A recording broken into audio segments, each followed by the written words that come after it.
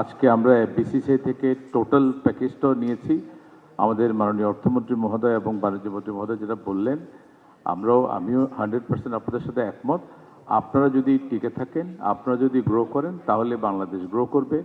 আমাদের এবারের বাজেটের এক্সারসাইজে হয়তো আমরা ট্যারিফের ক্ষেত্রে, বিশেষ করে ট্যাক্স, ভ্যাট বা ডিউটির ক্ষেত্রে অবশ্যই চেষ্টা করব যতটা আপনাদেরকে স্বস্তি দেওয়া যায়। আপনাদের এক্সপেকটেশন অনুযায়ী নাও হতে পারে, তবে ইজ অফ ডুইং বিজনেসের ক্ষেত্রে, রেগুলেশনের ক্ষেত্রে যেগুলোতে ওভার রেগুলেশন আছে, যে সকল কাজ আমাদের রেগুলেশনের কারণে আপনাদের কাজ করতে সমস্যা হচ্ছে, এগুলো আমাদের চেষ্টা থাকবে প্রত্যেকটা জিনিস আলাদা আলাদা করে অ্যাড্রেস করতে, যাতে করে স্যার যেটা বললেন আমরা চেষ্টা করছি আপনাদের রেভিনিউর কমপ্লায়েন্সটা যত সহজ করা যায়। বিশেষ করে আমাদের অনেক ভাইরাই বলেছেন নতুন যারা আসবে তাদের জন্য যাতে এটা বার্ডেনসাম না হয়, আপনাদেরকে সাথে নিয়ে আমরা সেই চেষ্টাটা করব।